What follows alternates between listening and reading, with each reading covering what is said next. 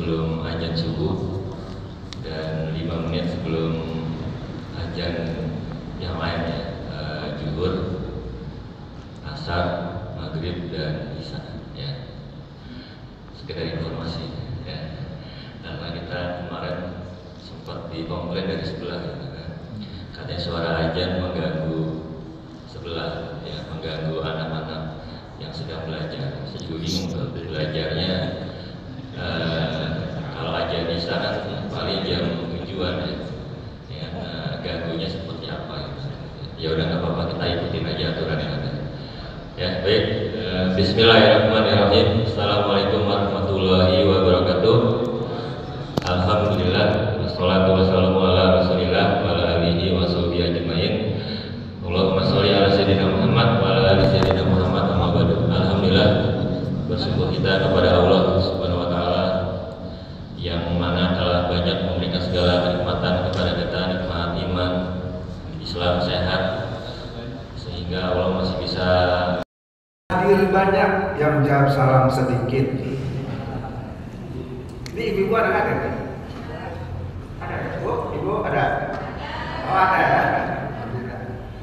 Assalamualaikum warahmatullahi wabarakatuh. Minum teh hangat sehabis makan ketoprak. Jawabannya semangat namun belum kompak. Ada cici moe. Kita ulang ya biar kompak. Assalamualaikum warahmatullahi wabarakatuh. Alhamdulillah sudah kompak. Walaupun kompak tetap diberikan hadiah pantun. Bola disepak, penonton bertingkah. Cakepnya mana? Ulang ya. Bola disepak, penonton bertingkah. Jawabannya kompak, semoga kita dapat berkah.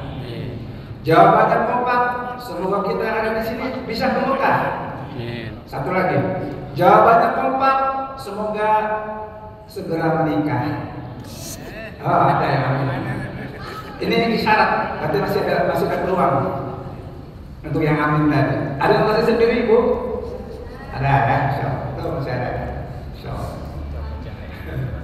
Ini yang lainnya yang sudah dapat pasangan jangan ikut-ikutan amin, karena harus ada pemerataan. Harus bagi-bagi. Baik, kita mulai ya. Alhamdulillahirabbil alamin. Wa bihi nasta'inu ala umurid dunya wa ala ashrafil anbiya'i wal mursalin wa ala alihi wa sahbihi ajma'in. Qala Allah ta'ala fil Qur'anil Karim, man 'amila shalihan min dzakarin aw untha falanuhyiyannahu hayatan thayyibah wa lanajziyannahum ajrahum bima kanu yaksibun.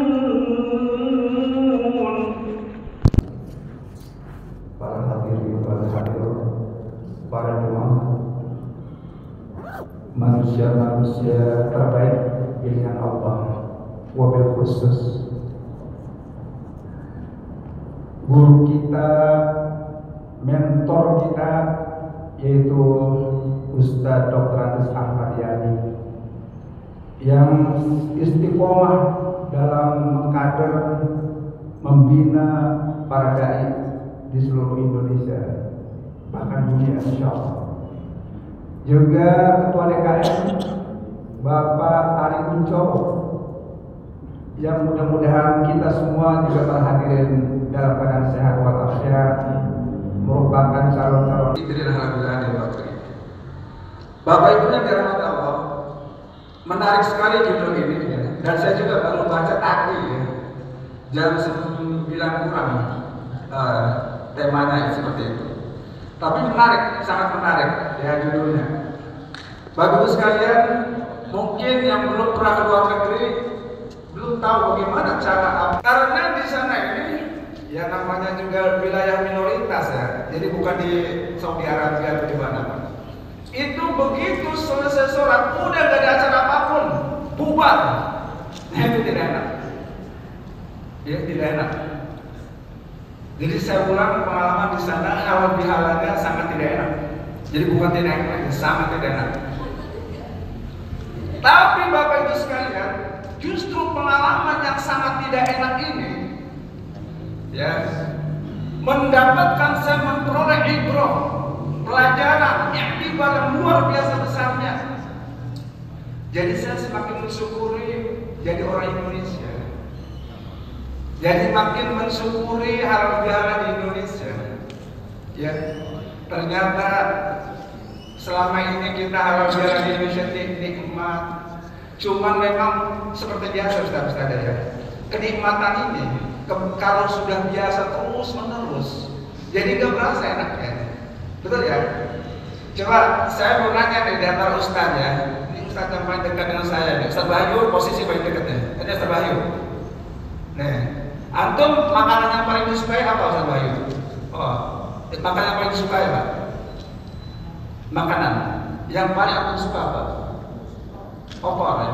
Baik, antum suka makan opor. Sekarang bagaimana kalau antum dikasih makan opor setiap hari, selama sebulan, enak kan? Enggak. Jadi apapun walaupun dia enak, suka, tapi kalau terus menerus itu jadi hilang kenikmatan itu. Inilah manajemen kenikmatan itu, makin lama dinikmati makin hilang. Mubah atau haram atau sunnah atau wajib? Ya, harus hati-hati karena halal bihalal ini ternyata itu bid'ah. Jadi halal bihalal itu bid'ah. Ya. Kenapa bid'ah? Karena di masa Rasul nggak ada acara bihalal. Tapi bid'ahnya bid'ah hasanah. Nah, boleh ya. Kalau bid'ah hasanah kan baik. Jadi artinya walaupun di masa Rasul tradisi kayak gini nggak ada, tapi bagus. Nah kalau bid'ahnya memang konotasinya negatif. Kullu bid'atin dolalah, wa kullu dolalatin finnar. Semua yang bid'ah itu adalah dolalah, sesat, dan setiap yang sesat ada di neraka. Jadi antum katanya datang ke sini ini bakal masuk neraka semua. Dipikul neraka tuh karena bid'ah. Nah, tapi ini begitu ada hasanah, nggak jadi itu masuk neraka, malah masuk surga. Nah, jadi antum yang datang ke sini malah makin cepat ke surganya. Yang nggak datang rugi dia, yang nggak datang sudah diumumkan. Ya. Nah, baiklah sekalian. Tadi saya menyampaikan tadi ya, menurut Imam Nawawi ya, itu ketika orang berbuat dosa, ya, ada 4 syaratnya kan. Kalau itu berhakanya kita menyesali, ya, menyesali perbuatan kita yang kemaksiatan sudah lampau. Kemudian yang kedua adalah kita menjauhi perbuatan maksiat, dan yang ketiga adalah kita berjanji untuk tidak mengulang. Betul ya? Tapi kalau kita dosanya dengan orang lain, nah itu harus ada syarat yang keempat. Coba Ustaz ya, kalau kita dosa kepada orang lain itu apa jenisnya? Pertama misalnya apa? Kita masalah uang, masalah keuangan, utang belum bayar, nggak dibayar misalnya, ya kan? Kita punya atau pernah kita mengambil hak orang lain. Yang kedua berkaitan dengan kehormatan, ya, dengan kehormatan. Kita telah menghina dia, merendahkan dia, atau menggibah dia, itu kita minta maaf. Yang ketiga berkaitan dengan darah, dengan diri, dengan darah, itu kita bisa selesaikan. Nah ini. Nah kemudian hadirin sekalian, di dalam surat Ali Imran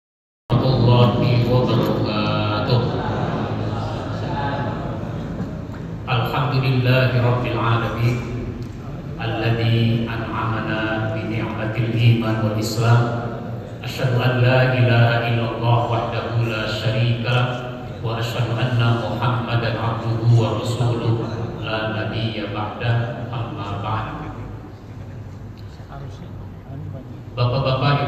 Ibu, saudara sekalian yang saya hormati, wabil khusus Ustaz Agus Wahid yang tadi sudah menyampaikan tausiah kepada kita semua, para pengurus rumah. Kita bersyukur hari ini bisa hadir di tempat ini. Yang hadir banyak apa sedikit? Yang hadir banyak, alhamdulillah. Cuma tempatnya kegedean aja itu.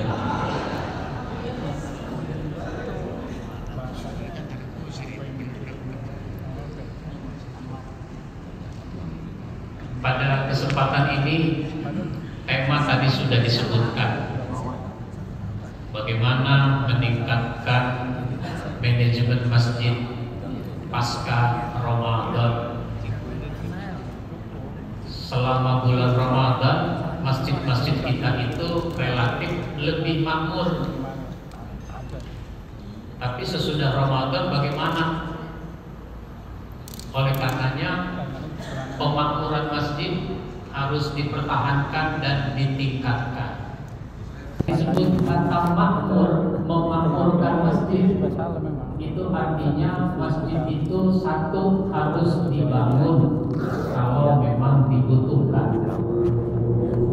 Bangun masjid kalau dibutuhkan. Jangan bikin masjid kalau tidak dibutuhkan. Apalagi kalau masjid itu dibangun justru untuk membawa perpecahan, membawa kemudaratan seperti yang dibangun oleh orang munafik. Sehingga Rasulullah Shallallahu Alaihi Wasallam dilarang untuk sholat di masjid seperti itu. Maka orang munafik yang punya maksud busuk menutupi kebusukannya dengan cara meminta kepada Nabi untuk mengagendakan peresmian masjid itu. Tapi Allah larang, la taqum fihi abadan. Kamu jangan sholat di situ selamanya. Akhirnya Nabi gak jadi meresmikan. Lalu diutus 2 orang sahabat. Yang muda-muda udah pada istirahat, duduk-duduk. Nabi masih terus saja bawa. Maka kita tunjuk dia jadi pengurus, Pak Ustadz, supaya dia insaf. Ya kalau dia insaf, kalau enggak premanisme dibawa ke masjid. Salah satu ciri premanisme kalau masalah keuangan itu tidak transparan. Ada pengurus masjid kalau ditanya masalah keuangan marah dia. Lu kagak percaya amat sama gua? Bukan kagak percaya. Ya memang namanya keuangan kan harus transparan. Dana masuk berapa, dana keluar berapa, dipakai buat apa saja.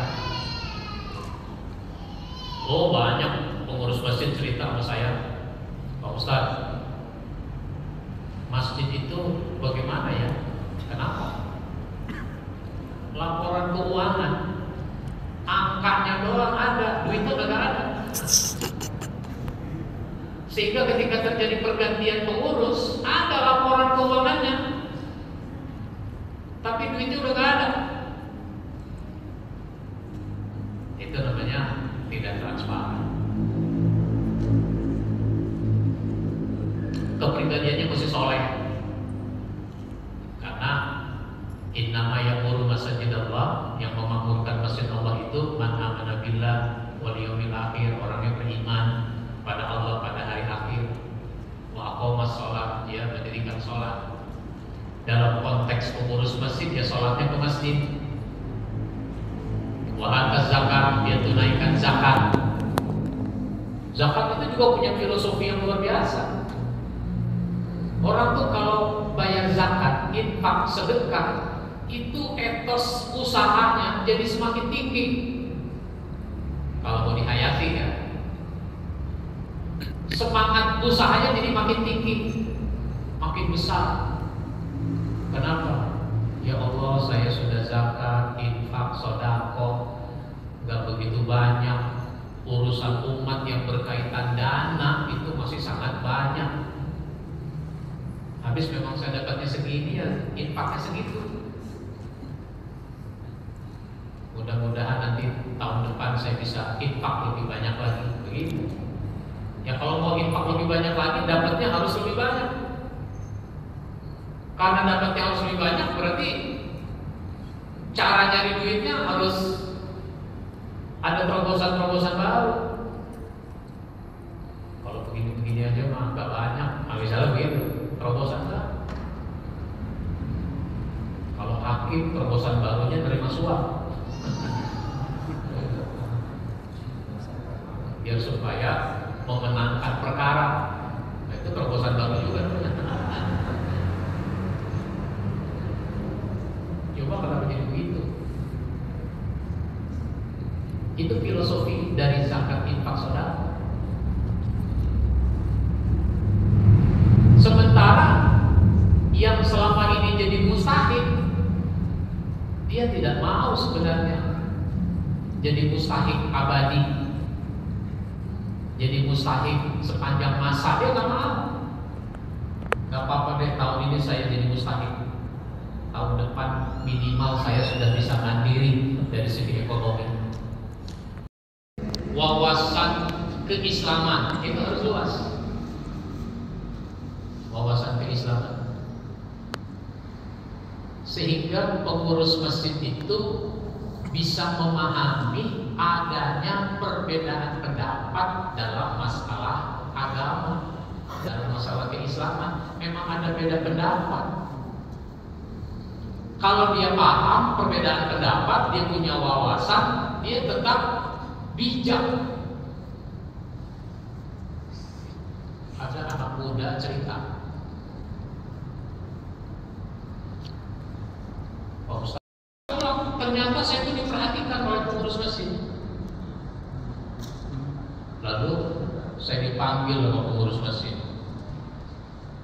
Saya ditanya, "Lu kenapa sih kalau habis 8 rakaat pulang nggak nyampe selesai tarawih?" Saya ini tarawihnya memang 8 Pak, witirnya di rumah saya kerjakan. Di sini tuh 23. Lu kalau maunya begitu udah nggak usah sholat di sini. Itu namanya pengurus masjid yang tidak punya wawasan. Begitu juga sebaliknya. Kalau punya wawasan, maka nanti dia menampung perbedaan itu, ditampung. Sekarang kita tarawih dulu 8 rakaat. Yang 23, yang 11 itu kan sama-sama melewati 8 juga. Habis 8 rakaat ada kultum, ceramah. Setelah ceramah, witir untuk yang 11 difasilitasi. Witir yang 11, imamnya diganti. Nah, selesai witir silakan pulang bubar. Yang 23 lanjut, imamnya yang tadi lagi. Itu kira-kira akur kalau begitu ya? Kata yang 23 memang dia dong pulang duluan. Ya, lu kalau mau pulang pulang aja. Tapi kalau udah yakin mantap dengan 23 lanjut sampai jam 9. Waduh, kalau lanjut sampai jam 9 ketinggalan sepak bola.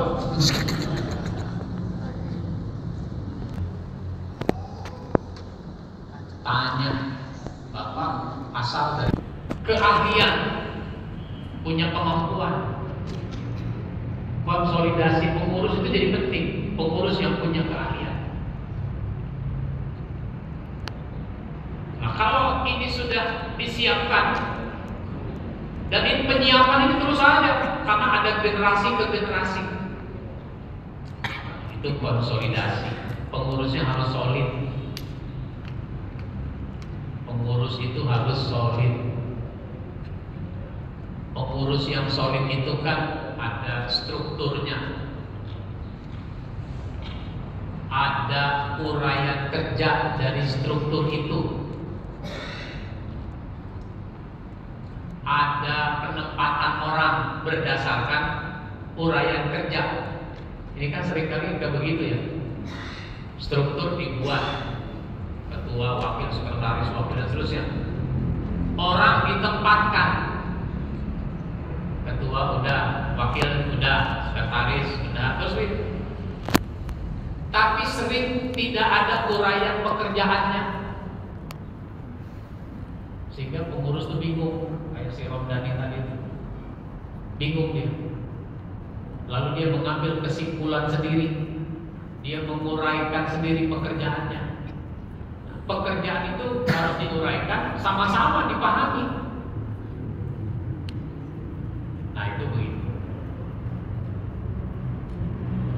Baru nanti menyusun program yang orang butuhkan itu apa. Jadi pengurus tapi nggak pakai, karena bukan dilibatkan. Seksi peribadatan ada 3 orang atau ada 5 orang, tapi yang nyusun jadwal cuma 1 orang, jadwal imam, jadwal khotib 1 orang. Lalu orang bertanya sama anggota pengurus itu, kenapa sih yang begitu dijadwalkan jadi khotib di masjid kita? Tahu tuh, gue juga gak tahu. Lah bapak bukannya anggota pengurus masjid, bukannya bapak seksi peribadatan? Iya, memang gue seksi peribadatan, tapi urusan jadwal khotib mah ditangani oleh ketua seksi. Gue mah gak tahu-tahu. Gue juga gak setuju sebenarnya kalau dia jadi khotib di sini. Nah, jadi pengurus ngomong begitu. Ini karena gak dilibatkan. Apalagi jamaah. Coba kalau pengurus tahu, mengenal jamaahnya. Oh, bapak ini baca Qurannya bagus, mendingan dia dilibatkan jadi guru ngaji di masjid sini, jadi imam, misalnya begitu. Begitu seterusnya. Semua orang harus dipakai di masjid sesuai dengan potensinya, kemampuannya. Anak muda, lu bisa nggak kalau bikin channel YouTube masjid kita nih? Bisa Pak. Nah kalau bisa, kan di masjid kita ada pengajian seminggu sekali. Nah, lu syuting, nanti diposting di YouTube, bikin channel, atau malah streaming, udah siaran langsung. Bisa Pak, gampang.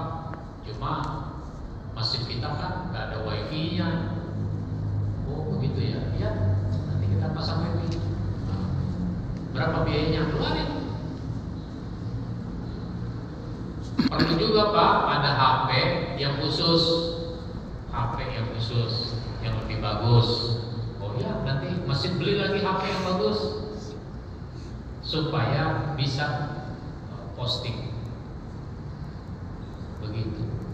Nah, setiap kali posting satu channel, satu konten, lu dikasih honor 100.000. Mau? Oh udah kelihatan hasilnya. Ada pengajian diposting, linknya dibagikan ke jamaah. Nah, gitu. Lama-lama, Pak, bagus juga Pak kalau di masjid pengajiannya ditambah Pak, jangan seminggu sekali, seminggu 2 kali gitu. Maksudnya sih biar supaya ini dapat 800 ini.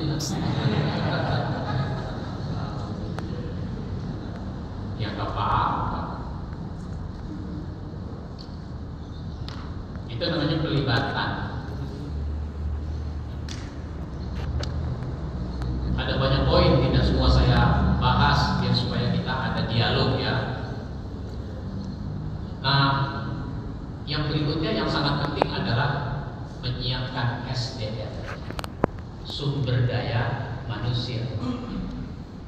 Masjid itu kan harus ada muazzin, orang yang azan. Nah, itu SDM, itu orang azan. Orang azan yang bacaannya fasih. Ini kadang-kadang azan nggak fasih. Asyhadu an la ilaha. Ada yang begitu azan. Hayya 'alal shalah.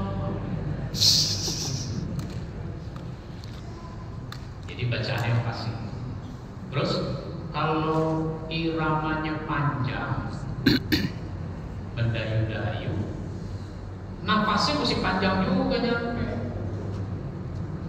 Jangan iramanya panjang, nafasnya nggak panjang, akhirnya kepotong. Kalau kepotong, dijeda sama batuk lagi. Hayya 'alas shalah.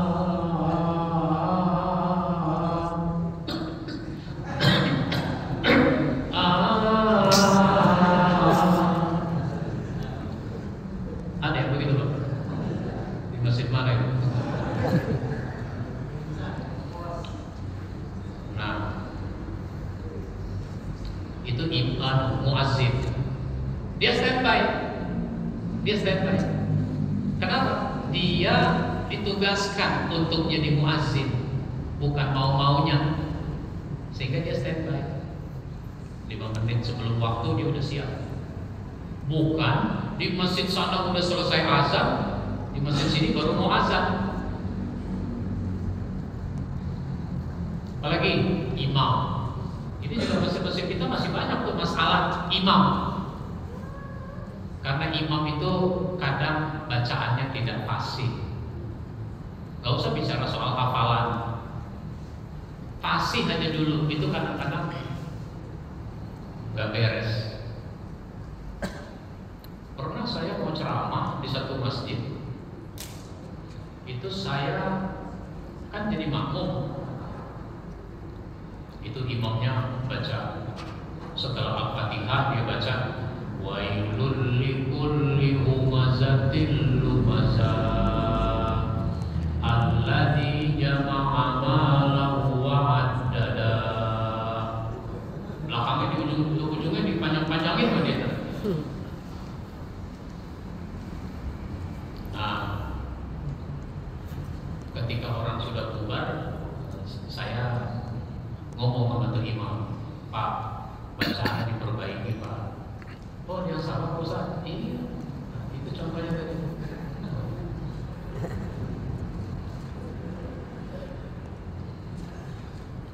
Baik, Jumat nggak bisa dilaksanakan karena khotibnya nggak datang.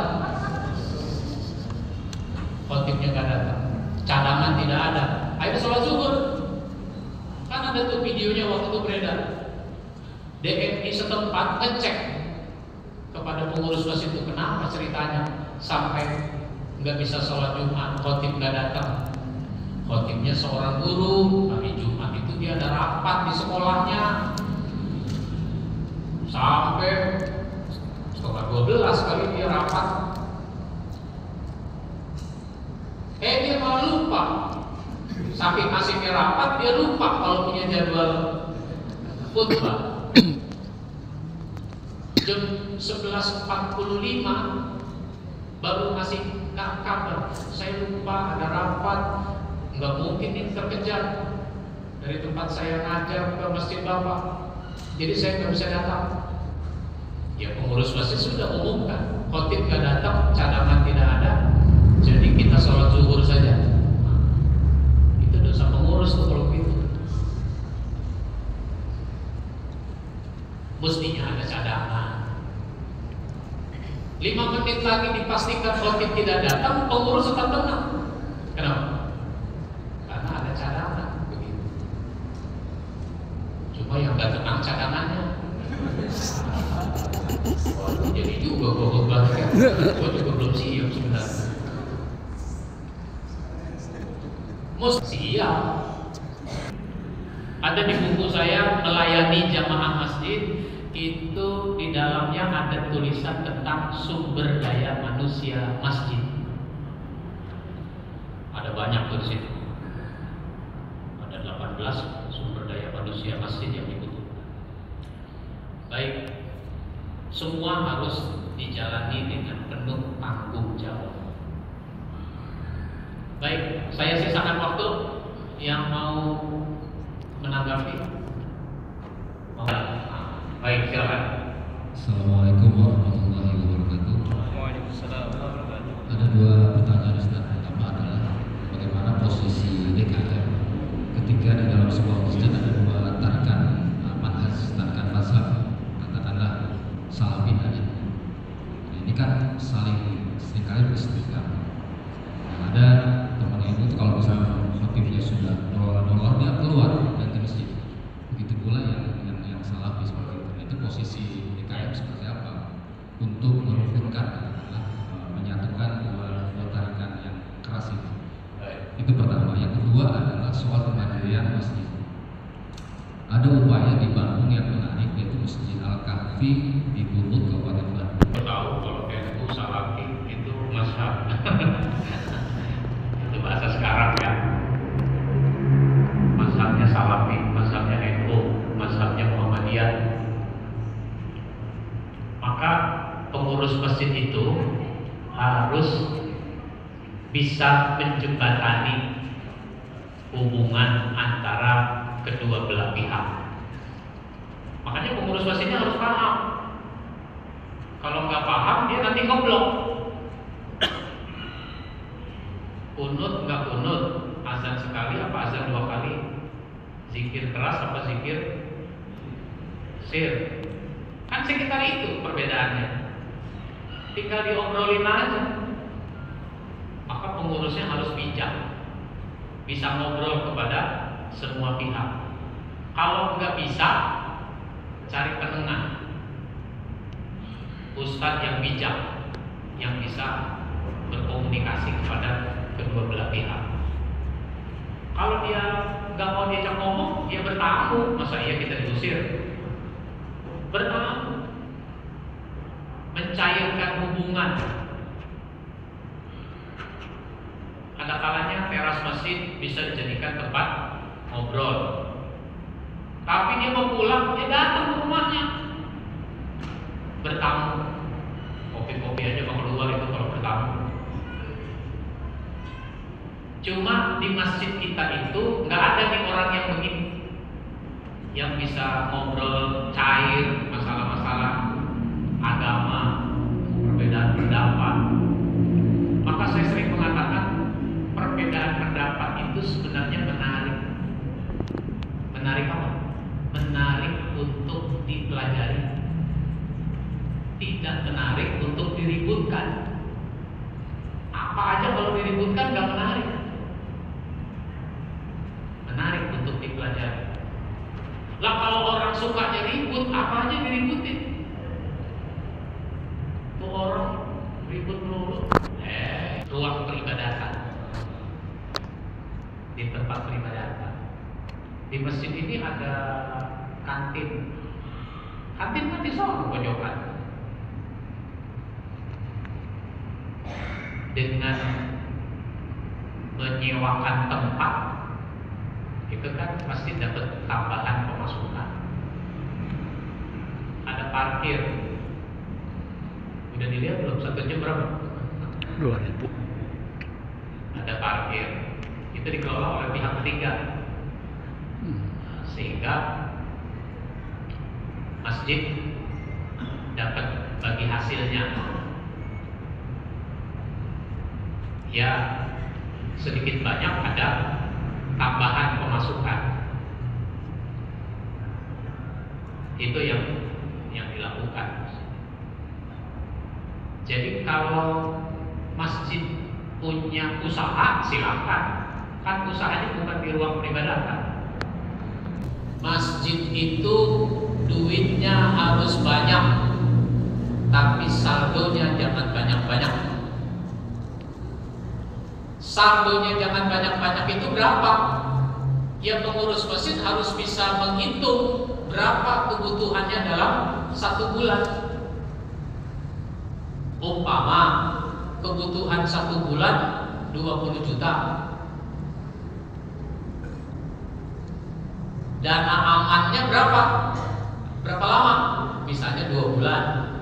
Berarti saldonya 40 juta.